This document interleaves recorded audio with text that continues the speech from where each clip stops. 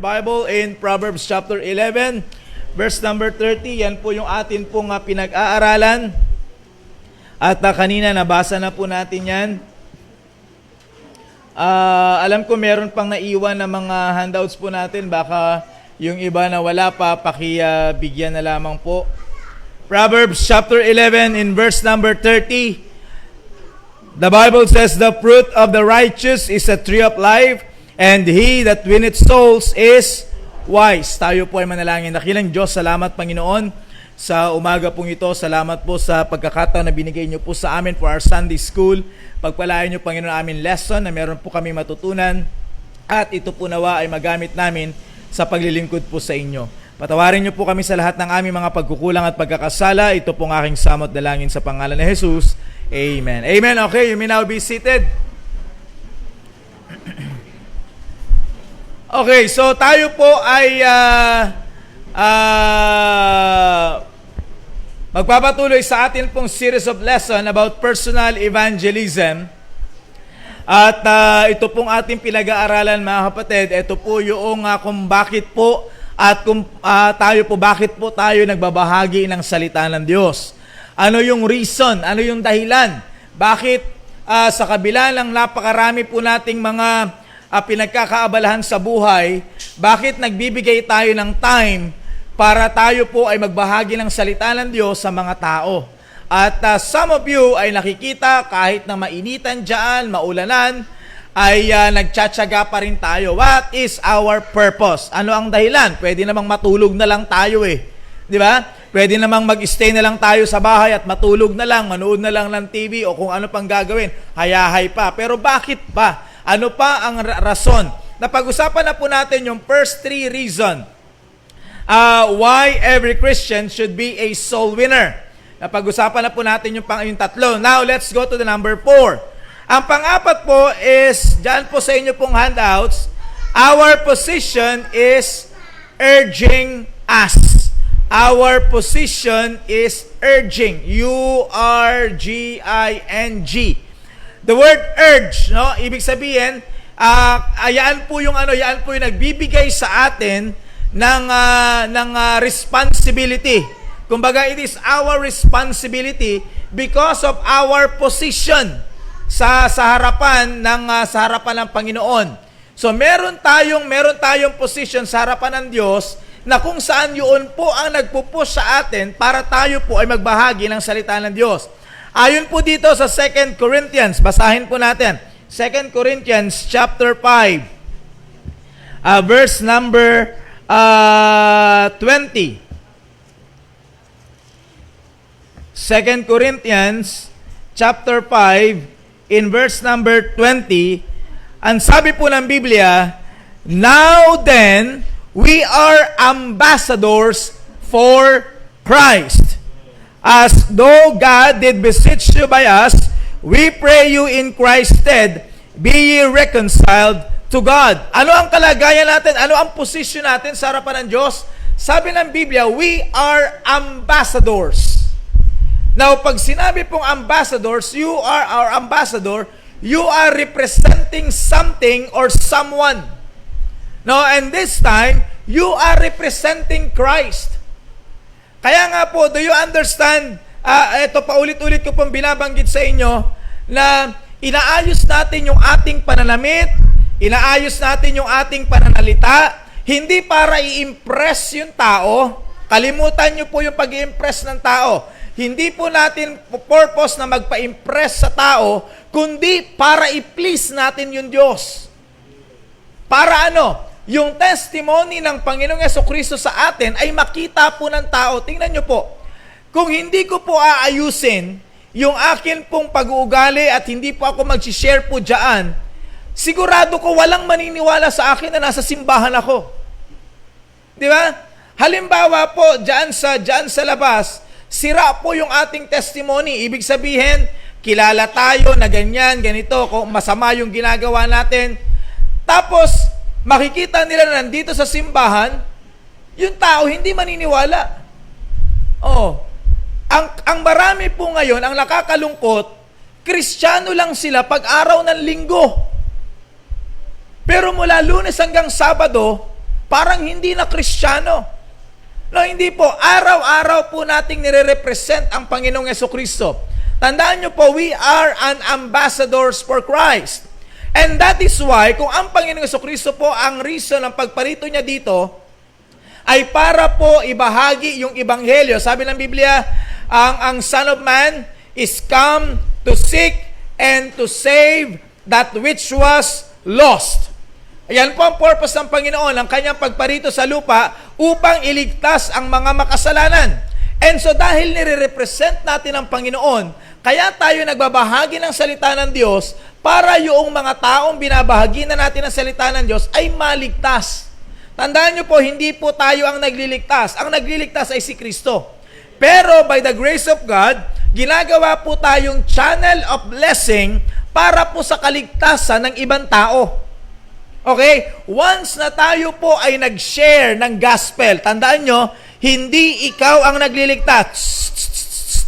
Okay? Tandaan nyo, kapag tayo po ay nagbabahagi ng salita ng Diyos, hindi po ikaw ang nagliligtas. Ang trabaho natin is just you are representing Christ. Isinishare mo lang yung ebanghelyo doon po sa tao. Okay? So ikaw ay nagbabahagi ng salita ng Diyos. So kaya nga ang sabi po dito, ikaw ay ambassador. May position ka sa harapan ng Panginoon. You are chosen to represent Christ. And so that position, yaan yung nagbibigay sa iyo ng responsibility to do kung ano yung gustong gawin ng Panginoon sa isang tao. Okay? Yaan yung responsibility natin. Kaya po ang pagbabahagi ng salita ng Diyos ay hindi lamang po yan responsibility ng pastor. Okay? Hindi lamang po yan responsibility ng mga staff. Yan po ay responsibility ng lahat ng Kristiyano. Okay? At katulad ng sinabi ko sa inyo noon, Pastor, paano kung halimbawang hindi pa ako marunong? Invite them to come to church. Imbitahan niyo po sila pumunta sa simbahan. Maaring hindi ka pa marunong ngayon. Pero isang araw, sasabihin ko sa inyo, kinakailangan mong matuto. Okay? Na mag-share ng gospel. At dapat po tayong matuto because you are representing Christ, as I said. Okay. An ambassador is representative of another. He is an agent or spokesman who has a definite responsibility of speaking for another. Ikaw ay isang agent. Pag sinabi pong agent, kung ano yung gustong mangyari ng principal, ikaw yung magre-represent. Kung ano yung sasabihin mo as an agent, yun din ang gustong sabihin ng principal. Okay, nasusundan nyo po ba? Nakukuha nyo po? Because you are an agent. Ibig sabihin, maaring hindi makakarating yung tao, yung principal, doon sa lugar, pero dahil ikaw yung representante niya, ikaw yung agent niya, ikaw na ngayon yung magsasalita para sa kanya. Spokesperson, mouthpiece, yan ang ibig sabihin. Okay? So, this is our position. We are, ayon dyan, we are to speak for Christ in behalf of Christ. The witness is under obligation to tell what he knows. If we know that Christ died for sinners and have experienced him in our own life, we are responsible to witness this reality to others. We are representing him. Therefore, not to be winning souls is to be guilty of the sin of dishonesty to a sacred trust. Okay? Not only that you are an ambassador for Christ, but you are also a witness. Okay? Once na ikaw ay pinatawag sa korte at sasabihin na ikaw ay magiging witness. Now, palagay nyo, bakit ba ginagawang witness ang isang tao? It's because siya ay merong knowledge, maaring hindi yung kabuuan, pero mayroon siyang nalalaman patungkol sa nangyari. Di ba? Hindi ka naman gagawing witness kung wala kang alam eh. Kaya ka kinuwang witness o resource person o ano pa man, no, na sa isang pangyayari. It's because kahit papano, maaring may nakita ka, may narinig ka, meron kang alam doon sa pangyayari. Kaya ikaw ang kukuning witness. Ngayon, kapag ikaw ay under oath, kapag sumumpa ka na, ako ay magsasabi ng katotohanan at pawang katotohanan lamang. Okay? Hindi ka po pwedeng maging silensyo. Bakit? Your silence means you are guilty. O kaya kinakailangan, kaya ka witness, magsasalita ka. Maaari yung iba nagsisinungaling, but an honest witness, yung isang totoong witness at honest, magsasalita siya ng totoo kung ano man ang kanyang nalalaman. Okay? Now, ngayon sa atin mga kapatid, tayo po ay iniligtas ng Panginoon. Bilang isang Kristiyano, iniligtas ka ng Panginoon.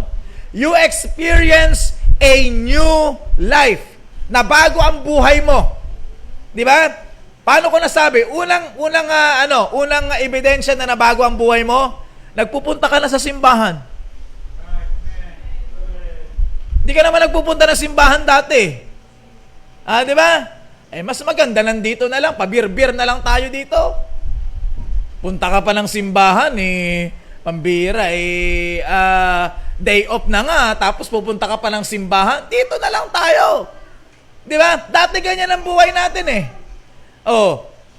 kahit na walang pulutan, chicharon kropek lang, sold na yan Ganyan ang buhay natin. Mas gugustuhin nating sumama sa barkada kesa sa simbahan. Yung iba sa mga kababaihan, mas gusto nyo ng zumba kesa simba. Di ba? Ganyan lang ano natin, ganyan ang buhay na, mga kapatid. Pare-parehas tayo nakaranas ng ganyan. Pare-parehas tayong dumaan ng ganyan. Pero salamat sa Panginoon na bago yung buhay natin. The very fact na ikaw ngayon ay nasa loob ng simbahan, hindi yan ang dati mong buhay. Di ba? Hindi yan ang dati mong buhay. Napupunta ka ng simbahan, mag-aabala ka pang magbihis, hindi yan ang buhay mo noon. Pambihira ka, budlay, pabihis-bihis pa. Di ba? Magtsatsaga ka pang magbihis-bihis, ang hirap-hirap pwede namang hindi na lang. Pero kita nyo ngayon, nagbibihis ka, nagpiprepare ka para sa church. Sa madaling salita, may nabago. Hindi man ganong kalaki, pero at least may konting nabago sa buhay mo. Yung iba sa atin, pambira, takot tayo sa tao na makita na may dala tayong Bible. Takot tayong tanungin ang kumpare natin paglabas natin sa bahay. Takot tayong tanungin ang kumpare natin, pare, saan ang punta mo? Takot ka sumagot na sa simbahan. Ayaw mo na sagot na ganyan. Bakit? Nahihiya ka Di ba? Pag tinanong ka, pre, saan ka punta? Diyan lang. Diyan lang. Hindi mo sinasabing simbahan. Mare, saan ang punta mo? Mukhang isputing ka. Mukhang bihis na bihis ka. Diyan lang. Mamamalengke. Wow! Mamamalengke. Todo make up pa. Di ba? Noon, nahihiya tayo na sabihin yung totoo na pupunta tayo sa simbahan. But do you understand na isang araw nagkaroon ka ng lakas ng loob na mismong yung kumpare o kumari mo o kapitbahay mo, nagkaroon ka ng lakas ng loob na imbitahan sa simbahan. Kaya dumating yung pagkakataon na kasama mo sa church. Isang katunayan po yan ng pagbabago ng buhay. Sa madaling salita, whether we like it or not, meron pong nabago sa ating buhay. At dahil merong nabago sa ating buhay, you have to witness for something. You are now under oath. Okay? You are under oath. Ikaw ngayon ay witness. Witness ng ano? Ng sarili mong buhay na binago ng Diyos. Ngayon, maaaring hindi mo alam yung mga Bible verses, wala kang alam sa mga pagkasunod-sunod na mga verses ng Bible, pero pwede mong sabihin at ikwento kung paano ka binago ng Diyos. Di ba? Pwede mong sabihin yan, ang tawag dyan ay witness. Hindi nila yan pwedeng i-deny sapagkat ikaw mismo ang naka-experience. Ikaw mismo naka-experience eh. At maaaring yung mga taong nakatingin sa'yo, kilala ka nila dati. Ito si manginginom talaga yan. Palahubog talaga yan, maoy yan. Ito si ganito, talagang ganitong ugali niya. Pero unti-unti nakita nila, yung dating pagulong-gulong, ngayon kagalang-galang na. Di ba? Yung dati na makikita mo na pasuray-suray dyan sa kalsada, ngayon makikita mo pag sa simbahan, pupunta ng simbahan pag araw ng linggo. Yung mismong kapitbahay, hindi nila yan pwedeng i-deny, pero bantayan mo, tutuksuhin ka nila. Bantayan mo, lalayuan ka na nila. Unti-unti nang lalayo yan. Bakit? Hindi ka na umiinom eh. Lalayo na yan sila sa'yo. Pero mapapansin mo, ang paglayo nila sa'yo ay meron ng kasamang pagrespeto. Dati-rate, anuin ka pa niyan eh. Susubukan, pare, sige na, isang shot lang. Isa lang. Ikaw naman, ngayon lang tayo nagkita eh. Katagal-tagal natin na hindi nagkita, isa lang. Pag kumagat ka dyan, sige isa lang. Pag kumagat ka, ay pambira, nakaisa ka na, dalawahin mo na. Naumpisahan mo na eh. Kaya sabi ko sa inyo, ang pain ng Diablo, ganun lang. Pag nakadalawa ka na, ikaw naman pare, nakadalawa ka na, umupo ka na dito. Ito may pulutan pa Ganun lang po yan. Bakit? Pain lang yan eh. Pag kumagat ka sa pain, yari ka. Pero mga kapatid, nais ko pong sabihin sa inyo, wala pong inayos na buhay ang alak. Maniwala po kayo sa akin. Ito po yung hindi pansin ng marami pong mga agencies natin sa government ngayon. Well, wala naman tayong problema kung yung iba nakapokus doon sa criminality, ng drugs, ganyan-ganyan. Pero alam nyo ba, kung ano po ang pinakamataas na crime rate sa bawat lugar sa Pilipinas, involve ang alak. In fact, bago po matutong mag-drug siya, natuto munang uminom yan. Lahat po yan, mga kapatid. Kahit na saan mong paghalu-haluin mo yan, ang pinakamataas na rate ng criminality sa bansang Pilipinas, laging involve ang alak. Minsan, bago yan mang-rape, tumoma muna yan. Bago yan mag-drugs, sinundutan muna yan ng alak. Karamihan ng mga aksidente sa kalsada, wine-related. Di ba? Bakit? Ang tao, sabi ko nga sa inyo, yan ang riddle doon sa amin sa probinsya, sa Cebu. Hindi tubig sa lupa, hindi tubig sa langit, makabuang sa una-una. Di ba? Hindi naman tubig sa lupa, sa ilog o sa sapa. Hindi rin tubig sa ulan o sa langit. Pero pag ininom mo, minsan mabubuang talaga yung utak mo.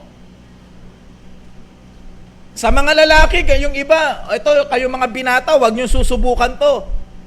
Yung iba, pag hindi nakainom, agoy, talaga naman, napakatahimik.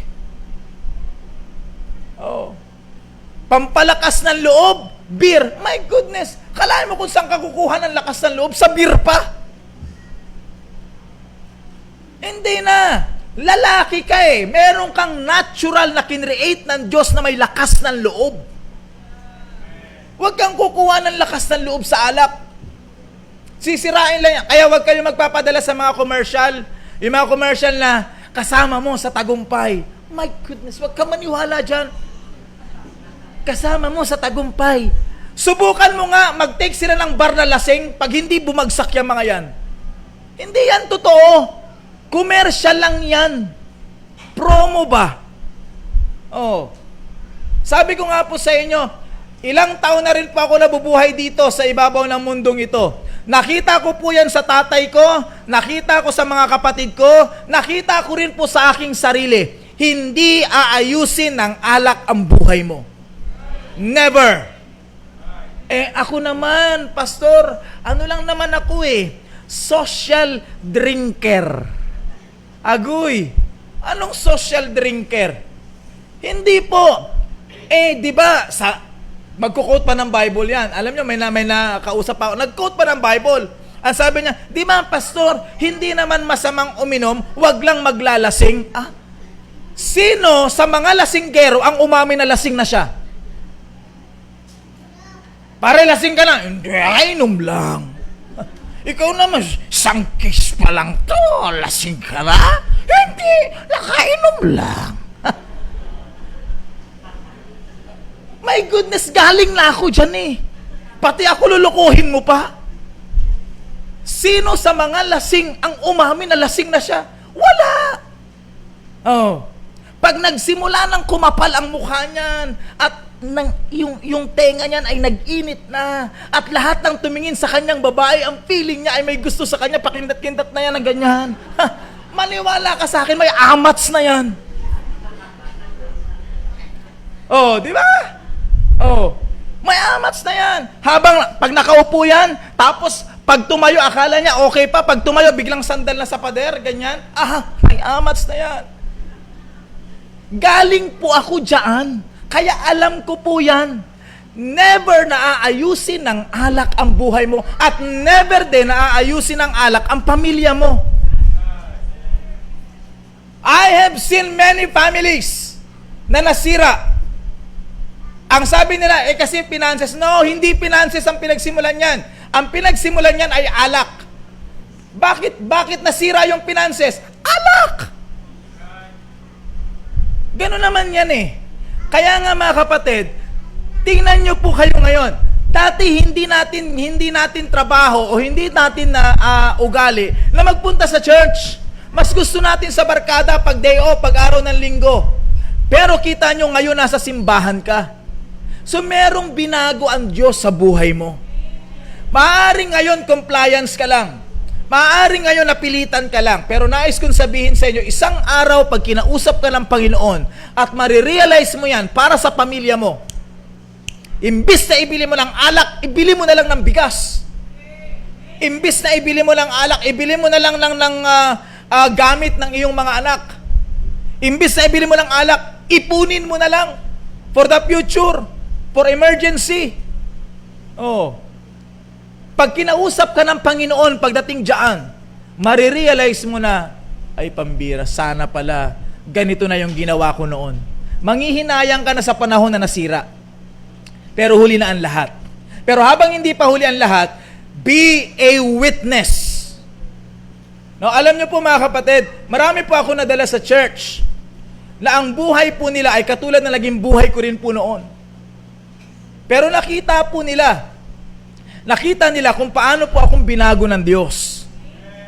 At yun po yung naging witness ko sa kanila na hindi nila yan pwedeng i-deny. Lulukuhin ka pa Alam mo ba siya? Ayaw mo bubuhos ko sa ito. Subukan mo. Kilala mo ako, pag ako uminom, pag ako nalasing, ikaw ang una kong susuntukin. Kilala mo ako, kaya ayaw mo mag-away tayo, wag mo na lang akong painumin. Kasi kilala mo ako pag lasing Pag nalasing ako, pare-parehas tayo mag-aaway dito. Para pa hindi tayo mag-away, wag na lang. Diba? So, ganun lang po yan Kaya nga po mga kapatid, kinakailangan po isi-share natin yung pagbabago ng buhay sa atin. Okay, number 5. Ba't ba tayo na para rami dyan? Okay, number 5. Responsibility is pressing us. Responsibility. Now si Paul, ayon dyan sa mga talata, hindi na po natin babasahin, but ayon dyan sa mga talata, sabi ni Paul, I am a debtor. Ako ay merong pagkakautang. At yung kanyang pagkakautang na yan po ay responsibilidad ni Paul na, kumbaga, bayaran sa harapan ng Panginoon. Bagamat hindi natin kayang bayaran ng Diyos. Tandaan nyo po yan. Hindi po natin kayang bayaran ang ginawa ng Diyos. Si Kristo po, napako sa krus, namatay, inilibing at muling nabuhay. Maraming tao ang nagpapapako tuwing Semana Santa, pero hindi po nila kayang pantayan ang ginawa po ni Kristo. Kinuwento ko na po sa inyo yan kung bakit. Ano po? But anyway mga kapatid, nais ko pong sabihin po sa inyo na yaang pong ating pagkakautang, parang ganito po yan, tingnan nyo ha. Pag ako po ay kapag siya po, itong tao na ito, kapag siya po ay merong ginawang mabuti sa akin, anong sinasabi natin? May utang na loob ako sa kanya. Di ba? May utang na loob ako sa kanya. Ngayon, minsan, kahit na anong gawin niya, pinapabura natin. Bakit? May utang na loob tayo eh. Gusto natin makabawi. It's human instinct. Yan po ay instinct ng tao na kapag merong ginawa po ng kabutihan ang kapwa natin, gusto nating makabawi kahit papano. Yan ang instinct natin. Bakit? Meron tayong utang na loob. Ngayon, ganun din po sa Panginoon. Ang Panginoon po, merong ginawang mabuti sa'yo. Sa makatuwid, kung gagamitin natin yung ating human instinct, dapat babawi rin tayo sa Panginoon. Bagamat hindi talaga tayo makakabawi. Pero human instinct, kinakailangan babawi pa rin tayo sa Panginoon. Yan po yung sinasabi ni Paul na meron siyang responsibility. Responsibility is pressing us. Yun ang nagpupush sa kanya, na magbahagi ng salita ng Diyos. No, sapagkat meron siyang responsibility, meron siyang kumbaga, sabihin na nating utang na loob, no, sa Panginoon. Okay? Okay, last, number 6. The field is calling us. Calling. Tinatawag. The field is calling us. Now, mga kapatid, sa mga verses po na ito, na nandiyan, John 4:35, Matthew 9:37, when the Lord Jesus Christ looked at the multitudes, ang sabi ng Biblia, He was moved with compassion. Bakit? Ang nakita po niya, mga kapatid, ay mga tao na walang naglilid. A sheep without shepherd. Kung saan-saan lang sila, they were scattered abroad. Sabi po ng Biblia. Bakit? Walang naglilid. Ano yung tinutukoy niyang naglilid? Naglilid sa kabutihan. Naglilid para mapalapit sa Panginoon. Bakit? Most of the leaders, spiritual leaders during their time, the Pharisees, the Sadducees, yung ilang mga spiritual leaders, inilalapit sila sa batas, pero hindi sila inilalapit sa Diyos. So kaya sabi ng Panginoon, para silang mga tupa na walang leader, walang pastol, na kung saan-saan lang na lang. Kaya sabi ng Panginoon, the field is already white for harvest. Alam nyo po yung barley? Barley, okay? Yung barley po, para po yung mga damo, actually damo po yan eh. Pero kapag yan po ay aanihin na, yung pinakadulo niyan, makikita mo na mumulaklak lang na white. Parang puti. So kapag namuti na po yan, ang ibig sabihin, it is already the right time for harvest. Kukunin nila yan, tapos igaganyan nila yan para matanggal yung ibang mga seeds. Yan, no? So, yan po yung barley. Now, sa Israel, marami po niyan, wheat at saka barley. Halos parehas lamang po ng characteristics. Now, sabi ng Biblia, ang mga tao are already white for harvest. Ibig sabihin, they are ready to accept the Word of God.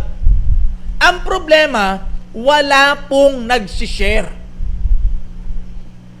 Yung iba nag-aantay lang. Nag-aantay lang na may lumapit sa kanila na magbabahagi sa kanila ng salita ng Diyos. Pero wala pong nag-share. Kaya nga sabi ng Panginoon dito, look at the field. Tingnan mo yung mga tao. Now, sa bawat isa sa inyo, maaaring yung field na tinutukoy dito ng Panginoon yung kapitbahay mo. Baka nag-aantay lang yan, nalapitan mo at sharean ng salita ng Diyos. Baka nag-aantay lang yan na abutan mo ng gospel tracts. Yung kasama mo sa loob ng bahay, Baka nag-aantay lang yan sila na i-approach mo na, Brad, sis, halika, sama ka, punta tayo sa church. Baka nag-aantay lang sila. So you try. I-try mo na i-invite sila. Ay, pastor, matigas yung ko, mga kapatid ko, ayaw talaga. Sige lang, pagtiyagaan mo lang, ipanalangin mo lang. Ipag-pray mo lang. Wala hong matigas na puso kapag ang Diyos na ang kumilos. Invite mo lang. Isang araw, maaalala ka niyan. Ako nga, dumating pa ako sa punto, ilang beses akong minura eh.